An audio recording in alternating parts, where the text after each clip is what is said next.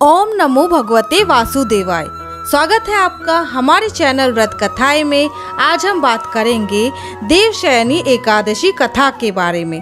साथियों, अगर आप हमारे चैनल पर नए हैं तो इसी प्रकार की सच्ची कथाओं के बारे में जानकारी के लिए हमारे चैनल को सब्सक्राइब कर लें और बेल आइकन नोटिफिकेशन ऑन कर लें, जिससे हमारी आने वाली सभी वीडियो आप तक सबसे पहले पहुँचे। तो चलिए वीडियो शुरू करते हैं।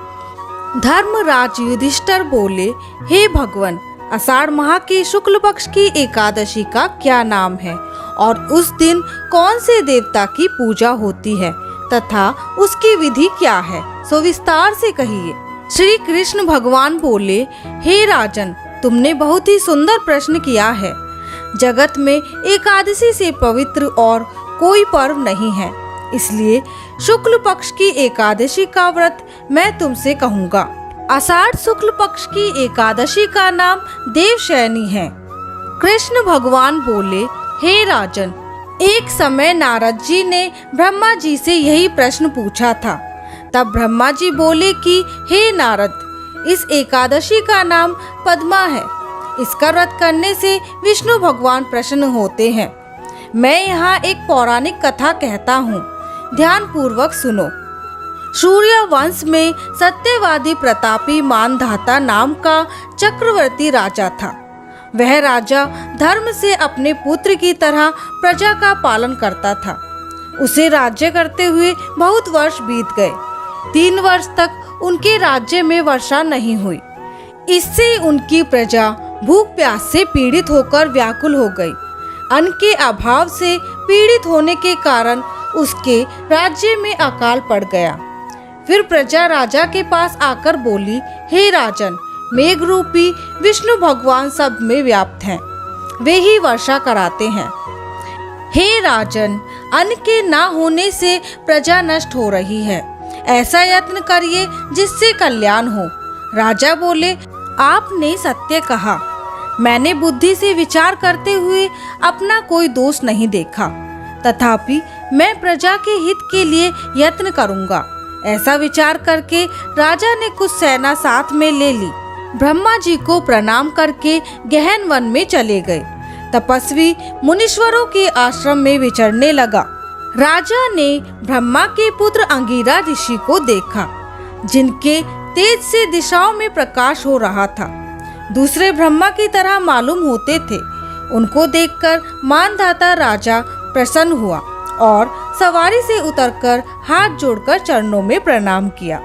ऋषि ने आशीर्वाद देकर राज्य के 7 अंगों की कुशल पूछी। फिर मुनि ने राजा के आने का कारण पूछा। राजा ने अपनी कुशल और आने का कारण सुनाया। राजा बोला कि मैंने धर्म से पृथ्वी का पालन किया है, परंतु मेरे राज्य में वर्षा नहीं हुई। इसका कारण मैं नहीं जानता। इस पर वह ऋषि बोले, राजन, यह सतयुग सब युगों में श्रेष्ठ है।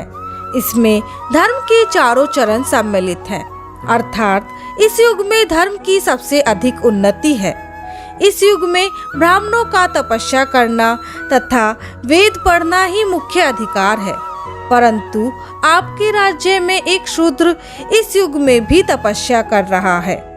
इस दोष के कारण आपके राज्य में वर्षा नहीं हो रही है। यदि आप प्रजा का भला चाहते हैं तो शूद्र को मार दीजिए। इस पर राजा बोला कि हे मुनीश्वर, मैं उस निअपराध तपस्या करने वाले शूद्र को नहीं मार सकता। आप इस दोष से छूटने का कोई अन्य उपाय बताइए। तब ऋषि बोले, हे राजन, यदि तुम ऐसा ही चाहते हो तो आषाढ़ माह के शुक्ल पक्ष की पद्मा नाम की एकादशी का विधि पूर्वक व्रत करो। इस व्रत के प्रभाव से तुम्हारे राज्य में वर्षा होगी और प्रजा सुख पाएगी, क्योंकि इस एकादशी का व्रत सब सिद्धियों को देने वाला और उपद्रवों को शांत करने वाला है। इस एकादशी का व्रत तुम प्रजा व सेवक मंत्रियों सहित करो। मुनि के वचनों को सुन राजा अपने नगर को वापस आया और विधि पूर्वक पद्मा एकादशी का व्रत किया। उस व्रत के प्रभाव से राज्य में वर्षा हुई और मनुष्य को सुख पहुंचा। इसलिए यह व्रत सबको करना चाहिए। यह व्रत इस लोक में भोग और परलोक में मुक्ति देने वाला है। इसकी कथा को पढ़ने व सुनने से मनुष्य के समस्त पाप नष्ट हो जाते हैं। इस एकादशी को देवशयनी एकादशी भी कहते हैं और इस व्रत को करने से विष्णु भगवान प्रसन्न होते हैं। अतः मोक्ष की प्राप्ति के लिए भी मनुष्य को यह व्रत करना चाहिए। चतुर्मास्य व्रत भी इस एकादशी के व्रत से शुरू किया जाता है। युधिष्ठिर बोले, हे भगवान, विष्णु भगवान का शयन व्रत किस प्रकार किया जाता है, सब कृपा पूर्वक कहिए। श्री कृष्ण बोले, हे राजन, अब मैं आपको विष्णु जी के शयन का व्रत कहता हूँ और साथ ही साथ चतुर्मास्य व्रत को भी कहता हूँ। अब आप ध्यान पूर्वक सुनिए। जब सूर्य नारायण कर्क राशि में स्थित हो तब विष्णु भगवान को शयन कराना चाहिए और सूर्य नारायण के तुला राशि में आने पर भगवान को उठाना चाहिए। लौंद अधिक मास के आने पर भी यह विधि वैसे ही रहती है। इस विधि से अन्य देवताओं को ना शयन कराना चाहिए और ना उठाना चाहिए।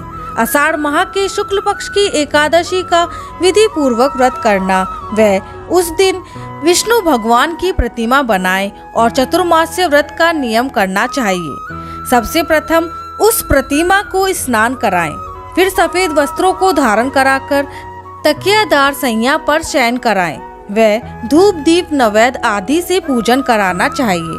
भगवान का पूजन शास्त्र ज्ञाता ब्राह्मणों के द्वारा कराना चाहिए। तत्पश्चात भगवान विष्णु की स्तुति करनी चाहिए। हे भगवान, मैंने आपको शयन कराया है। आपके शयन से संपूर्ण विश्व सो जाता है। मेरी आपसे हाथ जोड़कर विनय है कि आप 4 मास तक शयन करें तो मेरे चतुर्मास्य व्रत को निर्विघ्न पूरा कराएं। इस तरह विष्णु भगवान की स्तुति करके शुद्ध भाव से मनुष्य को दातुन आदि के नियमों को ग्रहण करना चाहिए। विष्णु भगवान के व्रत को शुरू करने के 5 काल वर्णन किए हैं। देवशयनी एकादशी से लेकर देवोत्थानी एकादशी तक चतुर्मास्य व्रत को शुरू करना चाहिए। द्वादशी, पूर्णमासी, अष्टमी या संक्रांति को व्रत प्रारंभ करना चाहिए और कार्तिक माह के शुक्ल पक्ष की द्वादशी को समाप्त कर देना चाहिए। इस व्रत से समस्त पाप नष्ट हो जाते हैं। जो मनुष्य इस व्रत को प्रतिवर्ष करते हैं वे सूर्य के समान देदीप्यमान विमान पर बैठकर विष्णु लोक को जाते हैं। हे राजन, अब आप इसका पृथक पृथक फल सुने। जो मनुष्य देव मंदिरों में रंगीन बेल बूटे बनाता है उसे 7 जन्म तक ब्राह्मण की योनि मिलती है। जो मनुष्य चतुर्मास्य के दिनों में विष्णु भगवान को दही, दूध, घी, शहद और मिश्री के द्वारा स्नान कराता है वह वैभवशाली होकर सुख भोगता है। जो मनुष्य श्रद्धा पूर्वक भूमि, स्वर्ण, दक्षिणा आदि ब्राह्मणों को देता है स्वर्ग में जाकर इंद्र के समान सुख भोगता है। जो विष्णु भगवान की स्वर्ण प्रतिमा बनाकर धूप दीप पुष्प नैवेद्य आदि से भगवान की पूजा करता है वह इंद्रलोक में जाकर अक्षय सुख भोगता है। जो मनुष्य चतुर्मास्य के अंदर नित्य प्रति तुलसी जी भगवान को अर्पित करता है या स्वर्ण की तुलसी अर्पित करता है वह स्वर्ण के विमान पर बैठकर विष्णु लोक को जाता है। जो मनुष्य विष्णु भगवान की धूप दीप से पूजा करते हैं उनको अनंत संपत्ति मिलती है। जो मनुष्य इस एकादशी से कार्तिक के महीने तक अश्वत्थ और विष्णु जी की पूजा करते हैं उनको विष्णु लोक की प्राप्ति होती है। इस चतुर्मास्य व्रत में जो मनुष्य संध्या के समय देवताओं तथा ब्राह्मणों को दीप दान करते हैं तथा ब्राह्मणों को सोने के कमल या वस्त्र देते हैं विष्णु लोक को जाते हैं। जो मनुष्य भगवान का भक्ति पूर्वक चरणामृत लेते हैं वह इस संसार के आवागमन के चक्र से छूट जाते हैं। जो मनुष्य मंदिर में नित्य प्रति 108 बार गायत्री मंत्र का जप करते हैं वह पापों में लिप्त नहीं होते। जो मनुष्य पुराण तथा धर्म शास्त्रों को सुनते हैं और वेद पाठी ब्राह्मणों को वस्त्रों तथा स्वर्ण सहित उनका दान करते हैं वे दानी, धानी, ज्ञानी और कीर्तिमान होते हैं। जो मनुष्य विष्णु भगवान या शिव जी का स्मरण करते हैं और अंत में उनकी प्रतिमा का दान करते हैं वह सब पापों से रहित होकर गुणवान बनते हैं। जो मनुष्य सूर्य नारायण को अर्घ्य देते हैं और समाप्ति में स्वर्ण युक्त गौदान करते हैं, उनको पूरी आयु तक स्वस्थ देह प्राप्त होती है तथा कीर्ति, धन और बल पाते हैं। चतुर्मास्य में जो मनुष्य गायत्री मंत्र द्वारा तिल से होम करते हैं और चतुर्मास्य समाप्त हो जाने पर तिल का दान करते हैं, उनके समस्त पाप नष्ट हो जाते हैं और निरोग शरीर मिलता है तथा सुपात्र संतान होती है। जो मनुष्य चतुर्मास्य व्रत में अन्न से होम करते हैं और समाप्त हो जाने पर घी, घड़ा और वस्त्रों को दान करते हैं, वह ऐश्वर्यशाली होते हैं तथा ब्राह्मण के समान भोग भोगते हैं। जो अश्वत्थ वृक्ष की पूजा करते हैं तथा अंत में स्वर्ण सहित वस्त्रों का दान करते हैं, उनके समस्त पाप नष्ट हो जाते हैं। जो मनुष्य तुलसी जी को धारण करते हैं तथा अंत में विष्णु भगवान के निमित्त ब्राह्मणों को दान करते हैं, विष्णु लोक को जाते हैं। जो मनुष्य चतुर्मास्य व्रत में भगवान के शयन के उपरांत उनके मस्तक पर नित्य प्रति दूध चढ़ाते हैं और अंत में स्वर्ण की दुर्बा दान करते हैं तथा दान देते समय जो इस प्रकार स्तुति करते हैं कि हे दुबे, जिस भांति इस पृथ्वी पर शाखाओं और छोटी शाखाओं सहित फैली हुई हो, उसी प्रकार मुझे भी अजर अमर संतान दो। ऐसा करने वाले मनुष्य के सब पाप छूट जाते हैं और अंत में स्वर्ग को जाते हैं। जो शिव जी का विष्णु भगवान के देवालय में गान करते हैं, उन्हें रात्रि जागरण का फल मिलता है। जो मनुष्य चतुर्मास्य व्रत करते हैं, उनको उत्तम ध्वनि वाला घंटा दान करना चाहिए। घंटा दान करने के उपरांत उनको भगवान की इस प्रकार स्तुति करनी चाहिए। हे भगवान, हे जगत उत्पत्ति, आप पापों को नाश करने वाले हैं। आप मेरे करने योग्य कार्यों को ना करने और ना करने योग्य कार्यों को करने से जो पाप उत्पन्न हुए हैं, उनको नष्ट कीजिए। चतुर्मास्य व्रत के अंदर जो नित्य प्रति ब्राह्मणों का चंद्रामृत पान करते हैं, वे समस्त पापों तथा दुखों से छूट जाते हैं और वे आयुवान, लक्ष्मीवान होते हैं। चतुर्मास्य व्रत के समाप्त हो जाने के बाद गौदान करना चाहिए। यदि गौदान ना कर सके तो वस्त्र दान अवश्य करना चाहिए। जो ब्राह्मण को नित्य प्रति नमस्कार करते हैं, उनका जीवन सफल हो जाता है और समस्त पापों से छूट जाते हैं। चतुर्मास्य व्रत की समाप्ति में जो ब्राह्मणों को भोजन कराता है, उसकी आयु तथा धन की वृद्धि होती है। जो मनुष्य अलंकार दक्षिणा को दान करते हैं, वह चक्रवर्ती, आयुवान, पुत्रवान राजा होते हैं और स्वर्ग लोकों में प्रलय के अंत तक इंद्र के समान राज्य करते हैं। जो मनुष्य सूर्य भगवान तथा गणेश जी को नित्य नमस्कार करते हैं, उनकी आयु तथा लक्ष्मी बढ़ती है और यदि गणेश जी प्रसन्न हो जाए तो मनवांछित फल पाते हैं।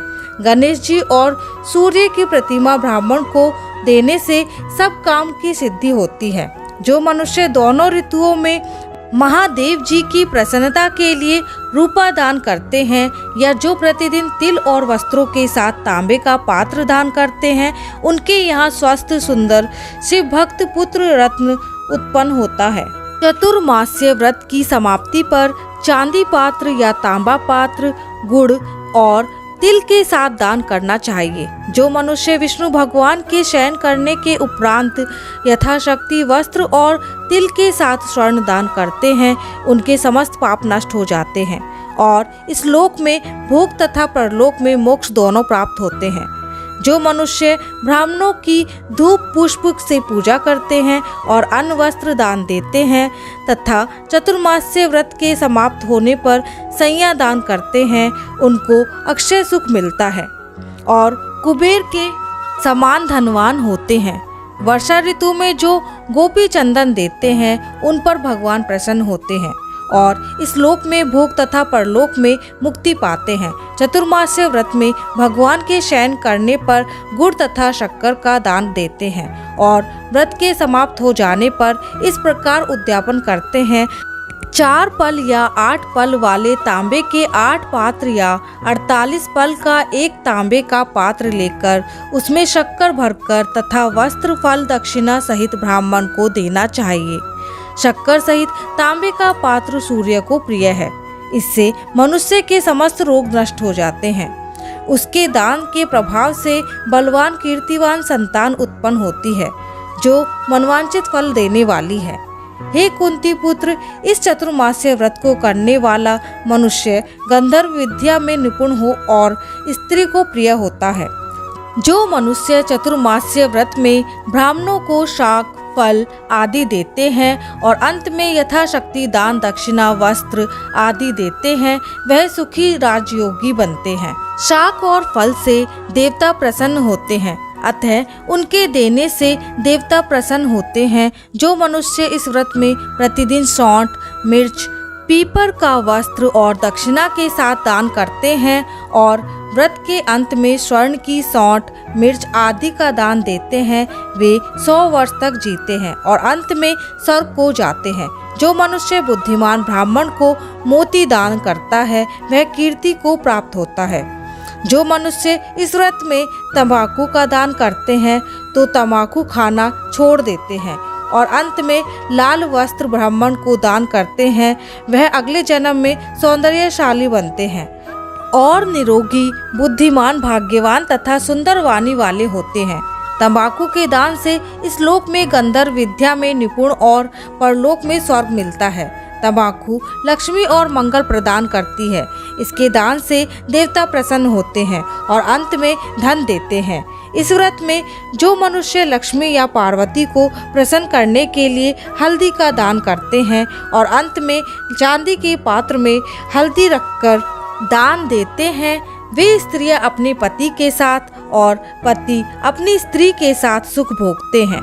इससे इन्हें सौभाग्य, अक्षय धन तथा सुपात्र संतान मिलती है और उनकी देवलोकों में पूजा होती है।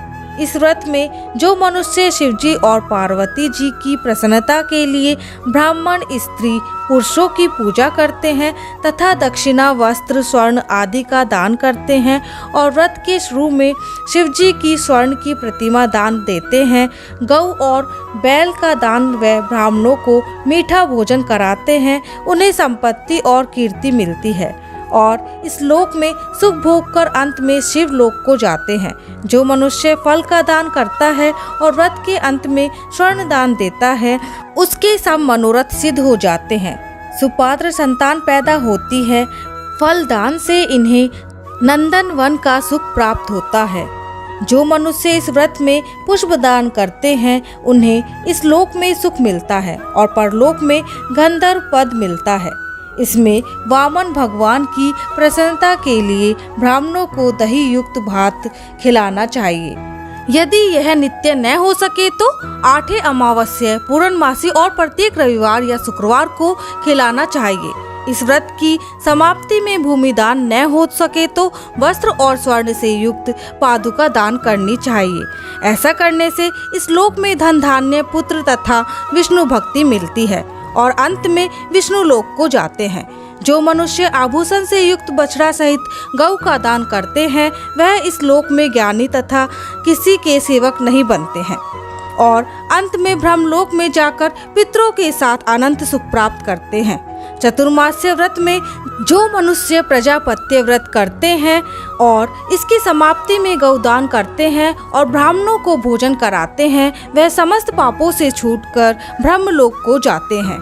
इस व्रत में जो एक दिन छोड़कर वस्त्र और बैलों के साथ 8 हल दान करते हैं और शाक, मूल, फल आहार करते हैं, वह विष्णु लोक को जाते हैं।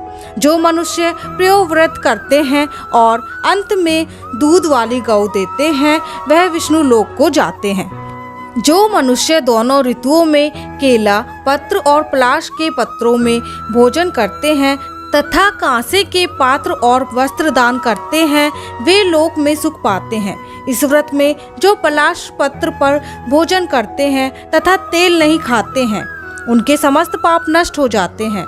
चतुर्मास्य व्रत के प्रभाव से ब्राह्मण घात करने वाला, सूरा पीने वाला, बालकों को मारने वाला, असत्य भाषण करने वाला, स्त्री को मारने वाला, किसी के व्रत को बिगाड़ने वाला, आगम्य गमन करने वाला, विधवा गमन करने वाला, ब्राह्मणी तथा चंडालनी से गमन करने वाला, इन सबके पाप नष्ट हो जाते हैं और अंत में निर्वाण पद को पाते हैं।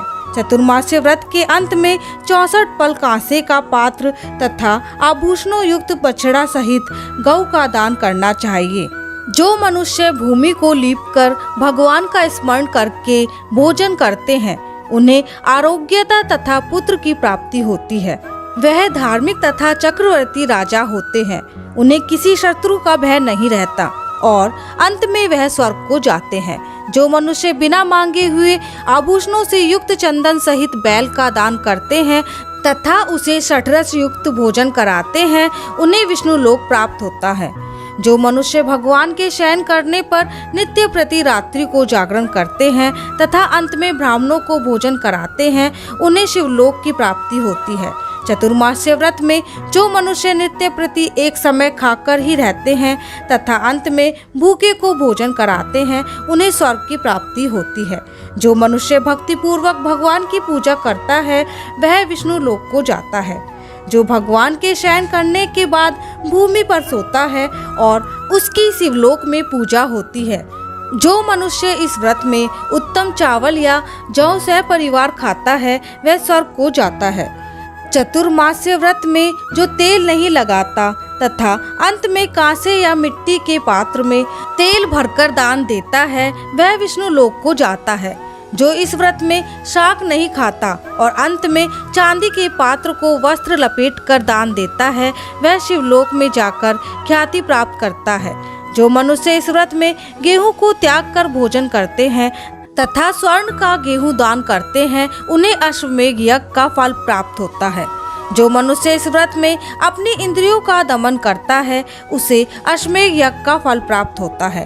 जो मनुष्य श्रावण में शाक, भादों में दही, क्वार में दूध और कार्तिक में दाल को त्याग देते हैं, उन्हें निरोगी काया प्राप्त होती है।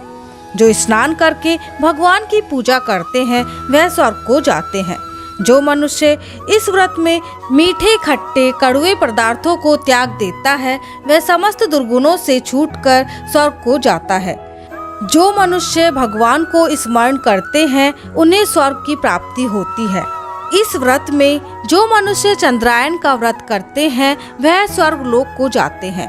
जो मनुष्य इस व्रत में एकमात्र दूध पर ही जीवन निर्वाह करते हैं, उनका वंश प्रलय के अंत तक चलता है। जिस दिन भगवान शयन करते हैं, उस दिन ब्राह्मणों को दान में वस्त्र तथा भोजन कराना चाहिए। यह समस्त दान वेद पाठी धार्मिक ब्राह्मण को देना चाहिए। चोरी करने वाला, मदपान करने वाला, अगम्य गमन करने वाला, अधर्मी शास्त्रों का निरादर करने वाला, मिथ्या बोलने वाला, अन्य तज्य कर्म करने वाले ब्राह्मण को दान देने से उल्टा पाप लगता है तथा नरक की प्राप्ति होती है। श्री कृष्ण भगवान बोले, हे पार्थ, इसके करने से केशव भगवान प्रसन्न होते हैं। इस दिन से भगवान क्षीर सागर में शयन करते हैं और जब जागते हैं, उतने दिन का एकाग्रचित से उपवास करने वाले मनुष्य को गरुड़ ध्वज भगवान श्रेष्ठ गति देते हैं। बोलो विष्णु भगवान की जय। साथियों, आशा करती हूँ कि आपको हमारी वीडियो पसंद आई होगी। इसी तरह की वीडियो देखने के लिए और हमारे साथ जुड़ने के लिए हमारे चैनल को सब्सक्राइब करना ना भूलें और हमारी वीडियो को लाइक करें और ज़्यादा से ज़्यादा शेयर करें। मिलते हैं अगली वीडियो में। धन्यवाद।